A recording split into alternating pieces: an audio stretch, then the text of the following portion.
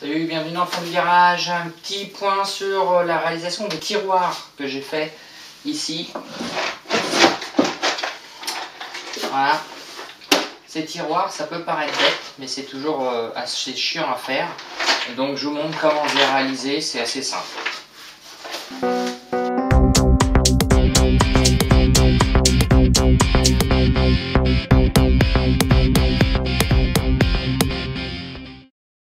Salut, bienvenue dans le fond du garage déjà dans un premier temps. Donc comme vous pouvez le voir, il fait beau. Hein, je suis magnifiquement éclairé que d'un côté. Je vais vous faire voir la conception que j'ai utilisée pour créer les tiroirs pour le map de la CNC. Ça peut être très simple comme ça de prime abord, mais en fait j'utilise une méthode qui me permet d'éviter le moins possible de mesurer et d'utiliser le moins possible aussi le repositionnement des règles pour la découpe des planches. Donc comme vous pouvez le voir, les plateaux comme ça sont disposés en quinconce. Pourquoi? Ces deux-là forcément sont identiques et ces deux-là sont identiques. Mais avec la taille des rainures qui font la moitié de l'épaisseur, on se retrouve à avoir les deux là strictement égales à la largeur de la planche. Alors est-ce que je peux... Hop, voilà. On va mettre une vue du dessus, voilà. En fait, la planche du fond, qui est ici, est strictement égale à cette largeur-là. Ce qui fait que quand je coupe, je fais une seule longueur commune pour faire le pourtour. Je crée la rainure en une seule fois, directement à la scie circulaire, en réglant la profondeur. Et ensuite, je coupe tout en une seule fois, les largeurs et les longueurs, ainsi que le plateau du fond.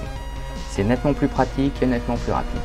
Je vous invite à me suivre en réel pour que vous puissiez bien voir exactement les étapes. En faisant cette méthode-là, ça réduit les réglages puisque j'ai pas de bidouille à faire pour avoir un plateau plus grand ou plus petit que le reste.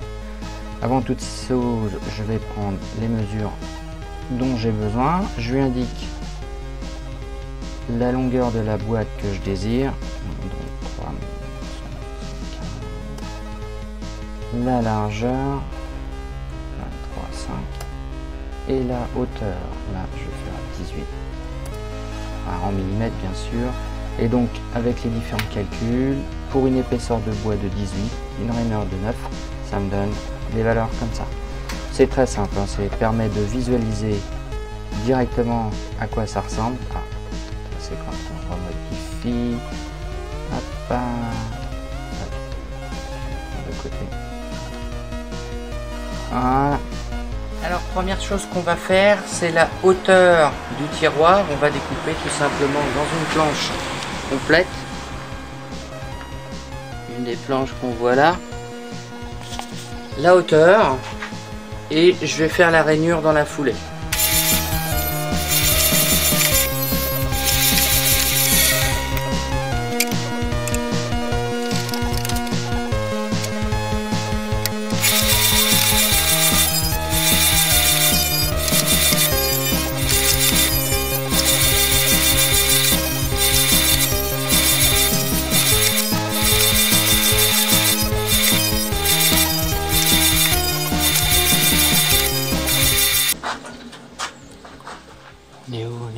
Voilà.